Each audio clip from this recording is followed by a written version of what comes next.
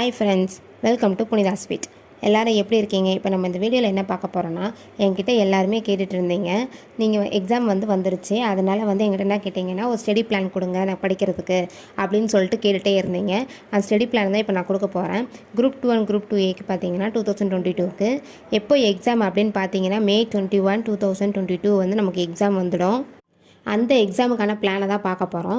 இப்போ என்னென்னு பார்த்தீங்க அப்படின்னா, நிறைய பேர் டிமோட்டிவ் பண்ணுவாங்க. 3 மந்த்ஸில் படிக்க முடியுமா அப்படின்னு சொல்லிட்டு எல்லாம் டிமோட்டிவ் பண்ணுவாங்க. அதெல்லாம் நீங்கள் எதுவுமே என்ன பண்ணாதீங்க அப்படின்னா காதில் வாங்காதீங்க.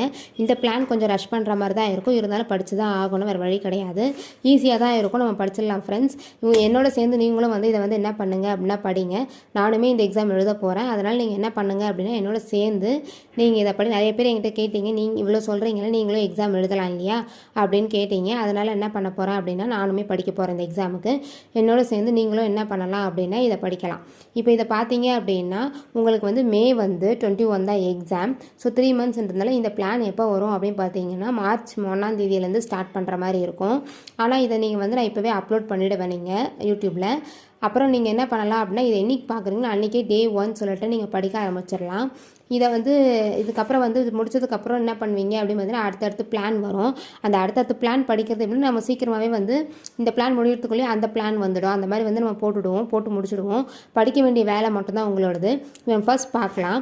குரூப் 2 and 2Aக்கு தான் பார்க்குறோம். இப்போ February 23 நோட்டிஃபிகேஷன் டேட் March 23 வரைக்கும் இருக்குது ஃப்ரெண்ட்ஸ். இப்போ நம்ம என்ன செய்ய வேணும் அப்படின்னு பார்த்தீங்கன்னா சிலபஸை கண்டிப்பாக 1க்கு 2 தடவை படித்து வச்சுருக்கணும், தெரிஞ்சு வச்சுருக்கணும்.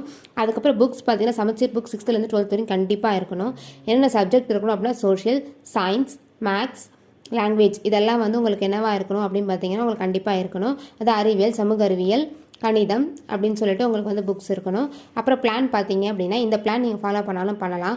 இல்லை இது உங்களுக்கு பிடிக்கல, ஒர்க் அவுட் ஆகலை அப்படின்னா நீங்கள் வேறு ஒரு பிளான் ஃபாலோ பண்ணலாம். ஆனால் நீங்கள் என்ன பிளான் ஃபாலோ பண்ணாலும் கரெக்டாக ஃபாலோ பண்ணுங்கள் ஃப்ரெண்ட்ஸ். இதை பாதி அதில் பாதி அப்புறம் ஆற்றுல ஒரு கால் சேத்துல ஒரு கால் வைக்காதீங்க. எதை நீங்கள் ஃபாலோ பண்ணுறீங்களோ அதை நீங்கள் என்ன பண்ணலாம் அப்படின்னா கரெக்டாக ஃபாலோ பண்ணுங்கள். 3 மந்த்ஸில் முடியுமா அப்படிங்கன்னா கண்டிப்பாக முடியும் நம்மளால். இப்போ பிளான் பார்க்கலாம். ஃபர்ஸ்ட் பார்த்தீங்கன்னா 100 மார்க்ஸ் என்னவா இருக்குது அப்படின்னா லாங்குவேஜ் இருக்குது. அதான் ஜென்ரல் இங்கிலீஷ், ஜென்ரல் தமிழ் ரெண்டுமே இருக்குது. சில நியூஸ்லலாம் என்ன பண்ணிட்டாங்கன்னா குழப்பிட்டாங்க. ஆனால் சேர்மன் கிளியராக தான் சொல்லியிருந்தார், ஜென்ரல் இங்கிலீஷும் இருக்குது, ஜென்ரல் தமிழும் இருக்குது அப்படின்னு சொல்லியிருந்தாங்க. அதுக்கப்புறம் அதுக்கு நீங்கள் எவ்வளோ மார்க் கண்டிப்பாக எடுத்தே ஆகணும் அப்படின்னு பார்த்தீங்கன்னா 95 மார்க் அது கண்டிப்பாக நீங்கள் எடுத்துருக்கணும். இல்லை ஜிஎஸ்சில் நீங்கள் எஃபர்ட் போட வேண்டியதாக இருக்கும். ஜிஎஸ் கஷ்டம், அதனால் நீங்கள் ஈஸியாக எடுத்துடலாம். இப்போ ஜென்ரல் இங்கிலீஷ்லாம் பார்த்தீங்கன்னா ஓல்டு சிலபஸை கம்பேர் பண்ணும்போது இப்போ கொடுத்துருக்க சிலபஸ் ரொம்ப ரொம்ப ரொம்ப ரொம்ப ஈஸியான சிலபஸ். அதனால் 95 மார்க் ஈஸியாக எடுத்தாலும் ஜென்ரல் தமிழுமே எடுத்துடலாம். இங்கிலீஷ் இல்லைன்னு சொல்லிட்டு தமிழ் படிக்கிறவங்க என்னோட ஸ்டூடெண்ட் ஈஸியாக ஒரு நாளைக்கு ஒரு இயல் முடிச்சிருக்காங்க. அதனால் நீங்கள் என்ன பண்ணலாம் அப்படின்னா 95 மார்க் கண்டிப்பாக எடுக்கலாம். பிளான் அப்புறம் என்னென்னா 75 மார்க் ஜிஎஸ் அதில் நீங்கள் எடுத்துடலாம். 25 மார்க் பார்த்தீங்க அப்படின்னா அவங்களுக்கு மேக்ஸ் பேப்பர் இருக்கும். டெய்லி பார்த்தீங்கன்னா ஒரு நாளைக்கு ப்ரீவியஸ் இயர் கொஷின் பேப்பர் போட்டு பார்த்துட்டே இருக்கணும்.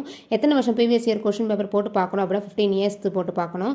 அப்படி போட்டு பார்த்தீங்க அப்படின்னா 15 கொஷின் கண்டிப்பாக உங்களுக்கு வரும். அப்புறம் நீங்கள் என்ன பண்ணியிருப்பீங்க, சீக்ரெட் புக் வச்சுருப்பீங்க, சிஆர்டி புக் வச்சுருப்பீங்க, இல்லாட்டி சமச்சீர் புக் வச்சுருப்பீங்க, அதில் நீங்கள் போட்டு பார்க்கலாம். இப்போ இங்கிலீஷ் பார்த்தீங்க அப்படின்னா 25 போயம், 14 ப்ரோஸ், மொத்தம் எவ்வளோ இருக்குது பார்த்தீங்கன்னா 39 லெசன்ஸ் இருக்குது உங்களுக்கு. இப்போ இதில் 20 டேஸ்லேயே பார்த்தீங்க அப்படின்னா படிச்சிடலாம். ஒரு நாளைக்கு ஒரு போயம் ப்ளஸ் ஒரு ப்ரோஸ் அப்படி பார்த்தீங்கன்னா நல்லா படிக்க முடியும் ஸ்டூடெண்ட் பார்த்தீங்கன்னா ஒரு நாளைக்கு ஒரு போயமும் ஒரு ப்ரோஸும் படிச்சிடலாம்.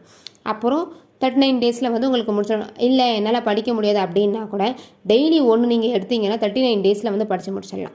அப்போ 30 to 40 டேஸில் படித்து முடிச்சாலும் கூட மீதி உங்களுக்கு டைம் இருக்கா அப்படின்னு கேட்டிங்க அப்படின்னா தாராளமாக உங்களுக்கு இருக்குது ஃப்ரெண்ட்ஸ். அதை நீங்கள் என்ன பண்ணிக்கலாம், கிராமர் அந்த மாதிரி படிச்சுக்கலாம்.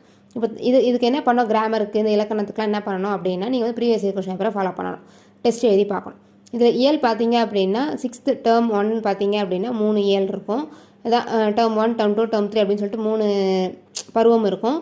அப்புறமேல நீங்கள் எடுத்துப்படி நம்ம 30 இயல் படிச்சிங்க அப்படின்னா நீங்கள் படிச்சிடலாம் இலக்கணம் தான். இப்போ சப்ஜெக்ட் எதுக்கெல்லாம் வெயிட்டேஜ் கொடுக்கணும் அப்படின்னு பார்த்தீங்க அப்படின்னா polity, geography, history, economic, science, unit 8, unit 9 இருக்குது. அதை ஃபஸ்ட் ப்ரிஃபரன்ஸ் கொடுங்கன்னா அப்படி நான் கொடுக்க முடியாது. அரசியலமைப்பு, புவியியல், வரலாறு, அதாயனம், பொருளியல், அறிவியல் இப்படி நம்ம என்ன பண்ணிக்கணும் அப்படின்னா படிச்சுக்கணும். அதுக்கப்புறம் சைடில் நம்ம என்ன படிக்கணும் அப்படின்னு பார்த்தா கரண்ட் அஃபேர்ஸ் கண்டிப்பாக படித்தே ஆகணும். கரண்ட் அஃபேர்ஸ் ரொம்ப ரொம்ப இம்பார்ட்டன்ட். எதில் படிக்கணும் அப்படின்னு பார்த்தீங்க அப்படின்னா உங்களுக்கு ப்ரீவியஸ் இயர் கொஸ்டின் பேப்பரில் கேட்டிருக்க கரண்ட் அஃபேர்ஸ் லாஸ்ட் 1 இயர் எப்படி இருந்தாலும் நீங்கள் வந்து எக்ஸாமுக்கு முன்னாடி வரைக்கும் படிக்கணும் ஃப்ரெண்ட்ஸ். இதுக்கு வந்து டெலகிராமில் வந்து ஒரு சேனல் இருக்குது. அந்த சேனலில் வந்து நீங்கள் என்ன பண்ணலாம் அப்படின்னா பார்த்து படிச்சுக்கலாம். அந்த சேனல் என்னன்றது டெலகிராமில் தான் நான் கொடுப்பேன். டெலகிராமில் போய் பாருங்கள் ஃப்ரெண்ட்ஸ். அதனால் டெலகிராமை வந்து டிஸ்கிரிப்ஷன் பாக்ஸில் நான் லிங்க் கொடுக்குறேன். அதை நீங்கள் கிளிக் பண்ணி டெலகிராம் என்னோட குரூப்பில் வந்து ஜாயின் பண்ணுங்கள். அதில் நிறைய கொஷின்ஸ், டெஸ்ட், அப்புறம் வந்து இந்த கரண்ட் அஃபேர்ஸ் எதுலேருந்து நீங்கள் படிக்கணுன்ற இன்ஃபர்மேஷன்லாம் அதில் கொடுப்பேன். அதனால் நீங்கள் டெலகிராம் குரூப்பில் கண்டிப்பாக நீங்கள் ஜாயின் பண்ணியே ஆகணும். இப்போ நம்ம வந்து டைம் டேபிள் வந்து பார்க்கலாம். அதாவது வந்து சிலபஸ் பார்க்கலாம்.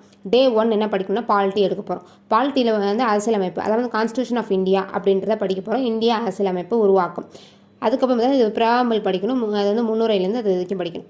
புக்ஸ் பார்த்தீங்க அப்படின்னா 6th term 2 புக்கில் கான்ஸ்டியூஷன் ஆஃப் இந்தியா அப்படின்ட்டு இருக்கும். அதை வந்து கண்டிப்பாக படிக்கணும். இந்திய அரசியலமைப்பு 10th புக்கில் பார்த்தா இந்தியன் கான்ஸ்டியூஷன் இருக்கும். அது இன்ட்ரோலேருந்து நீ பிராம்பிள் வரைக்கும் கண்டிப்பாக என்ன பண்ண படிச்சிடணும். அப்புறம் 12th புக்கில் வந்து கான்ஸ்டியூஷன் ஆஃப் இந்தியா கண்டிப்பாக படிச்சிடணும். நெக்ஸ்ட் பார்த்தீங்கன்னா சேலண்ட் ஃபியூச்சர்ஸ் ஆஃப் கான்ஸ்டியூஷன். இதுவுமே Day 1 படிக்கணுமா அப்படின்னு கேட்டிங்கன்னா ஆமாம் ஃப்ரெண்ட்ஸ், கடைசி நிமிஷத்தில் படிக்கிறதுனால புதுசாக வரவங்களுக்கு இது கொஞ்சம் டஃபாக தான் இருக்கும். ஃபஸ்ட்டு வந்து டிமோட்டிவ் ஆகாதீங்க. கொஞ்சம் கஷ்டமாக இருந்தாலும் என்ன பண்ணிடலாம் அப்படின்னா இது கூட சேர்த்தே வந்து நம்ம படிச்சிடலாம். அப்புறம் வந்து உங்களுக்கு கான்சன்ட்ரேஷன் வந்துடும். அதான் சேலண்ட் ஃபியூச்சர்ஸ் ஆஃப் கான்ஸ்டியூஷன், அதாவது அரசியலமைப்பின் சிறப்பம்சங்கள். அதான் வந்து பார்ட் 1 வந்து யூனியன் அண்ட் டெரிட்டரின்னு இருக்கும். பகுதி 1 அதை படிக்கணும். புக்ஸ் பார்த்தீங்கன்னா 12th Day 1 சாப்டரில் படித்த புக்கே தான் படிக்கணும். செகண்ட் வந்து 12th புக்கில் பார்த்தீங்கன்னா சேலஞ்சஸ் ஆஃப் நேஷனல் பில்டிங்ஸ் அப்படின்னு இருக்கும். தேசிய கட்டமைப்பின் சவால்கள், அதாவது ஃபார்மேஷன் ஆஃப் தமிழ்நாடு உருவாக்கம், அதுக்கு முன்னாடி இருக்கிற வரைக்கும் நீங்கள் என்ன பண்ண படிக்கணும். இப்போ Day 2 பார்க்கலாம். சிட்டிசன்ஷிப், அதாவது குடியுரிமை. அதில் வந்து பார்த்தீங்கன்னா என்னென்ன படிக்கணும் அப்படின்னா புக்ஸில் வந்து படிக்கணும்.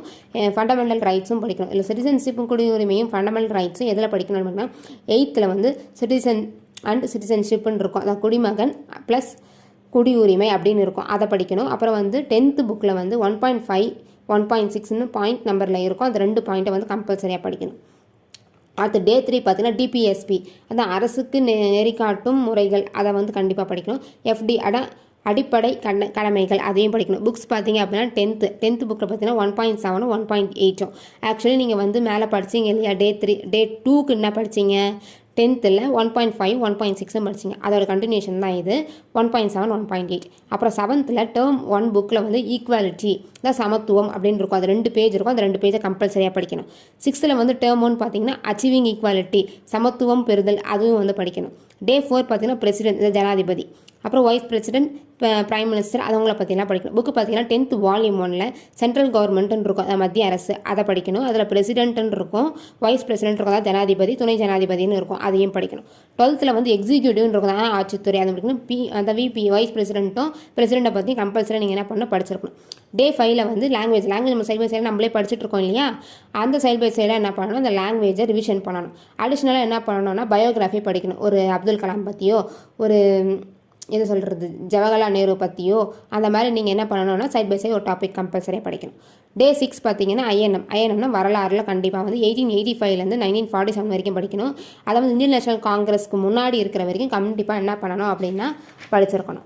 இதுக்கு புக்கு பார்த்தீங்கன்னா 12th Volume 1 rise of nationalism in India அப்படின்னு இருக்கும், அதை படிக்கணும். அதான் இந்தியன் தேசியத்தின் எழுச்சி அப்படின்னு 10 பேஜ் இருக்கும். அந்த 10 பேஜை படித்தே ஆகணும் ஃப்ரெண்ட்ஸ், ரொம்ப ரொம்ப இம்பார்ட்டன்ட். 10th Volume 1 பார்த்தீங்கன்னா ஆன்டி கொலோனிக்கல் மூமெண்ட், அதாவது காலனி அரசுக்கு எதிரான இயக்கம், அதை படிக்கணும்.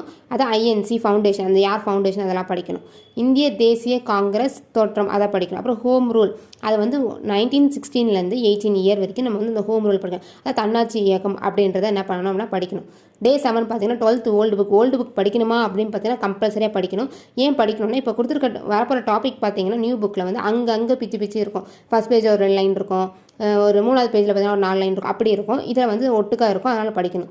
அதாவது Warren Hastings, Lord Cornwallis, Wellesley Hastings அப்படின்னு இருக்கும். வாரன் ஆஸ்டிங் அதெல்லாம் வந்து என்ன பண்ணணும் அப்படின்னா இருக்கும் அந்த புக்கில், அதெல்லாம் நீங்கள் படிச்சிடணும். அப்புறம் Day 8 பார்த்தீங்கன்னா சென்ட்ரல் கவர்மெண்ட், மத்திய அரசு அப்படின்னு இருக்கும். புக்கு பார்த்தீங்கன்னா 10th Volume 1 பாலிட்டி கண்டிப்பாக படிக்கணும். 12th Volume 1 எக்ஸிக்யூட்டிவ்னு இருக்கும், அதை கண்டிப்பாக நீங்கள் படித்தே ஆகணும். அதுக்கப்புறம் பார்த்தீங்க அப்படின்னா Day 9 பார்த்தீங்கன்னா லெஜிஸ்லேச்சர், சட்டமன்றம், அது வந்து எங்கே இருக்கும் பார்த்தீங்கன்னா 12th புக் பாலிட்டி புக்கில் கம்பல்சரியாக இருக்கும். இன்ட்ரோ இருக்கும், அறிமுகமும் இருக்கும். இன்ட்ரோலேருந்து அறிமுகம் வரைக்கும் படிக்கணும். இந்த பிஃபோர் கவர்னர் தான் ஆளுநர் வரைக்கும் நம்ம என்ன பண்ணணும் அப்படின்னா படிக்கணும் அப்படின்னு சொல்லியிருக்காங்க. சொல்கிறோம். டே 10ல் வந்து பார்த்திங்கன்னா ஜாகிரஃபி, புவியியல். இப்போ நம்ம வந்து ஜாகிரஃபியே படிக்கலை அப்படின்னா கஷ்டமாயிடும். அதனால் ஜாகிரஃபி வந்து படிக்கணும். அதில் வந்து என்ன இருக்குது அப்படின்னா லொக்கேஷன், அதாவது அமைவிடம், அதை கண்டிப்பாக படிக்கணும். புக்ஸ் பார்த்தீங்கன்னா 10th வால்யூம் 1ல் சாப்டர் 1ல் லொக்கேஷன் இருக்கும். அதை இந்திய லொக்கேஷன் அப்படின்னு சொல்லிட்டு இருக்கும். அதை இந்திய அமைவிடம், அதை கண்டிப்பாக படிக்கணும். அப்புறம் இன்ட்ரோலேருந்து பிஃபோர் ட்ரைனேஜ் வரைக்கும் கம்பல்சரி என்ன பண்ணணும், படிக்கணும். அப்புறம் அறிமுகம் முதல் கால்வாய் வரைக்கும் கண்டிப்பாக என்ன பண்ணணும் அப்படின்னா டே 10ல் படிக்கணும். டே 11ல் பார்த்தீங்கன்னா டுவெல்த்து புக்கு. திருப்பி 12th ஓல்டு புக் படிக்கணுமா அப்படிங்கிறீங்கன்னா இந்த 3 டாபிக் படிச்சிங்கன்னா இதுக்கப்புறம் நீங்கள் வந்து ஓல்டு புக்கு 12th தொடவே தேவையில்லை ஃப்ரெண்ட்ஸ். அதனால் படிக்கணும். அதான் ஆஸ்டிங், ஃபர்ஸ்ட் பெனடிக்ட் அண்ட் டவுலோசி, இந்த 3ஐயும் வந்து நீங்கள் படிக்கணும் 12th. அப்புறம் டே 12 பார்த்தீங்க அப்படின்னா பாலிட்டியில் வந்து அரசியல் அமைப்பு, அதை படிக்கணும். அது ஜுடிஷரி, நீதித்துறை அப்படின்னு படிக்கணும். அதோட புக் பார்த்தீங்கன்னா 10th புக்கு. அப்புறம் வந்து 8th புக்கில் வந்து டேர்ம் 3ல் வந்து ஜுடிஷரி, நீதித்துறைன்னு இருக்கும். அதை மட்டும் படித்தா போதும். அப்புறம் டே 13ல் பார்த்தீங்கன்னா 12th புக்கு வால்யூம் 1ல் பாலிட்டி படிக்கணும். அப்புறம் டே 14 பார்த்தீங்கன்னா எக்கனாமி வந்து பொருளியல், அதை படிக்கும். நேஷனல் இன்கம் இருக்கும், தேசிய வருமானம், அதை படிக்கும். அது எங்கே இருக்கணும் பார்த்தா சாப்டர் 2ல் 12th புக்கில் இருக்கும். பிஃபோர் அனாலிசிஸ் அது வரைக்கும் படிக்கணும். அதான் பகுப்பாய்வு வரைக்கும் படிக்கணும். டே 15 பார்த்தீங்கன்னா ரிவிஷன். அதனால் நீங்கள் வந்து நல்லா படிக்கலாம் ஃப்ரெண்ட்ஸ், படிக்க முடியும். நல்லா படித்து நீங்கள் வேலைக்கு போகிறதுக்கு என்னோட ஆல் த பெஸ்ட். நல்லா படிங்க. என்னோட வீடியோ உங்களுக்கு பிடிச்சிருந்தா ஷேர் பண்ணுங்கள், லைக்ஸ் பண்ணுங்கள், சப்ஸ்கிரைப் பண்ணுங்கள். அந்த பெல் ஐக்கான் கிளிக் பண்ணிங்கன்னா 3 வரும். அதை வந்து கிளிக் பண்ணிங்கன்னா நோட்டிஃபிகேஷன் வரும். Thank you friends.